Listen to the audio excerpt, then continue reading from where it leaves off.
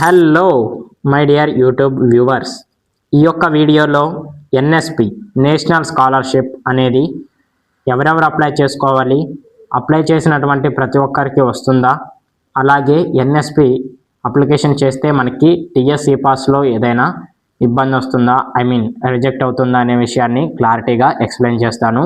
ఈ వీడియోని చివరి వరకు చూడండి. Let's get in to our video. First one వచ్చేసి ఈ యొక్క నేషనల్ స్కాలర్షిప్ అప్లై చేసుకోవడానికి ఎవరెవరు ఎలిజిబుల్ క్యాండిడేట్స్ అంటే, ఎవరైతే పీజీ ఫస్ట్ ఇయర్లో అడ్మిషన్ కన్ఫర్మ్ చేసుకున్నారో రీసెంట్గా, వాళ్ళందరూ ఈ యొక్క నేషనల్ స్కాలర్షిప్ అప్లై చేసుకోవడానికి ఎలిజిబుల్ క్యాండిడేట్స్ అనమాట. సెకండ్ వన్ వచ్చేసి ఎవరెవరికి ఈ యొక్క స్కాలర్షిప్ అనేది అయితే వస్తుంది. అలాగే మనలో చాలామందికి ఉన్నటువంటి డౌట్ ఏమిటి అంటే, అప్లై చేసినటువంటి అందరికీ ఈ యొక్క స్కాలర్షిప్ వస్తుందా అంటే, ఈ యొక్క స్కాలర్షిప్ అనేది మెరిట్ బేస్డ్ స్కాలర్షిప్ అని అయితే వాళ్ళు మెన్షన్ చేశారు. మెరిట్ బేస్డ్ స్కాలర్షిప్ ఏమిటి అంటే, ఎవరెవరైతే అప్లై చేస్తారో ఈ యొక్క టోటల్ అప్లికెంట్స్లో వాళ్ళు రిప్రజెంట్ చేసే కాలేజ్ నుంచి, వాళ్ళు చదివేటటువంటి సబ్ గ్రూప్ నుంచి ఒక లిస్ట్ అయితే వాళ్ళు తీసుకుంటారనమాట. ఆ యొక్క లిస్ట్లో ఎవరికైతే మంచి అకాడమిక్ ట్రాక్ రికార్డు ఉంటుందో, మంచి మార్క్స్ ఉంటాయో వాళ్ళకైతే ఈ యొక్క స్కాలర్షిప్ అనేది అయితే ఇవ్వడం జరుగుతుంది. కానీ అందరూ అప్లై చేసుకోవడానికి ట్రై చేయండి. ఎందుకంటే మనం అప్లై చేసేటటువంటి కాలేజ్లో, మనం అప్లై చేసేటటువంటి సబ్ గ్రూప్లో కాంపిటీషన్, అలాగే అప్లై చేసే వాళ్ళు తక్కువ ఉన్నా కానీ అప్లై చేసినటువంటి వాళ్ళలో అకాడమిక్ ట్రాక్ రికార్డ్ అనేది కొంచెం తక్కువ పర్సెంటేజ్ ఉన్నా కానీ మీకు వచ్చే ఛాన్సెస్ అయితే ఉన్నాయన్నమాట. సో ప్రతి ఒక్కరికి ఈ యొక్క స్కాలర్షిప్ అనేది అయితే రావడానికి ఛాన్సెస్ ఉన్నాయి కాబట్టి అందరూ అప్లై చేసుకుంటారు అని నేను కోరుకుంటున్నాను.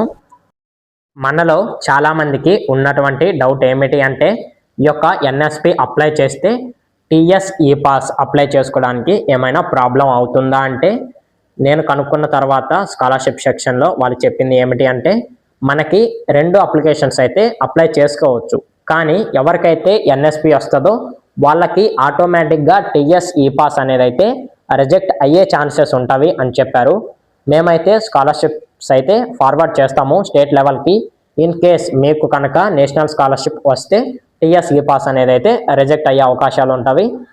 ఒకవేళ మీరు నేషనల్ స్కాలర్షిప్కి సెలెక్ట్ అవ్వలేదు అనుకోండి, ఆటోమేటిక్గా ఈ యొక్క టీఎస్ఈ పాస్ అనేది అయితే వస్తుంది. ఎటువంటి ప్రాబ్లం అయితే ఉండదు. మీరైతే 2 స్కాలర్షిప్స్ అయితే అప్లై చేసుకోండి అని అయితే వాళ్ళు చెప్పారనమాట. నేను కూడా 2 స్కాలర్షిప్స్ అయితే అప్లై చేసుకుంటాను. నేను ఆల్రెడీ నేషనల్ స్కాలర్షిప్స్ అయితే అప్లై చేశాను. సెకండ్ వన్ వచ్చేసి టీఎస్ఈ పాస్ కూడా అప్లై చేసుకుంటాను. ఇన్ కేస్ నేషనల్ స్కాలర్షిప్లో కనుక నేమ్ వస్తే మనకి ఆటోమేటిక్గా టీఎస్ఈ పాస్ అనేది అయితే రిజెక్ట్ అవుతుంది. నేషనల్ స్కాలర్షిప్లో నేమ్ లేకపోతే టీఎస్ఈ పాస్ అయితే అప్రూవల్ వస్తుంది. ఇన్ కేస్ మీకు కనుక నేషనల్ స్కాలర్షిప్ వస్తే 3 lakhs అనేది అయితే అమౌంట్ వస్తుంది. కాబట్టి as compare to TSE pass చాలా హ్యూజ్ అమౌంట్ అయితే మీకు సేవింగ్స్లో ఉంటుంది. కాబట్టి ఈ యొక్క ఎన్ఎస్పి కూడా అప్లై చేసుకోండి. సెలెక్ట్ అవ్వకపోతే ఈ యొక్క టీఎస్ఈ పాస్ కూడా వస్తుంది. కాబట్టి ఎటువంటి ఇబ్బంది అయితే ఉండదన్నమాట. ఈ యొక్క వీడియో అయితే మీకు ఎంతో కొంత ఇన్ఫర్మేషన్ని అందించింది అని నేను అనుకుంటున్నాను. ఇలాంటి మరిన్ని వీడియోస్ చేయడానికి నాకు మీ యొక్క సపోర్ట్ అయితే అవసరం అన్నమాట. మీ యొక్క సపోర్ట్ కోసం ఈ యొక్క వీడియోకి లైక్ చేయండి, అలాగే మీ ఫ్రెండ్స్కి షేర్ చేయండి. ఇలాంటి మరిన్ని వీడియోస్ కోసం మన ఛానల్ని రెగ్యులర్గా ఫాలో అవుతూ ఉండండి. Don't forget to like the stream and subscribe to the channel. Thank you for watching.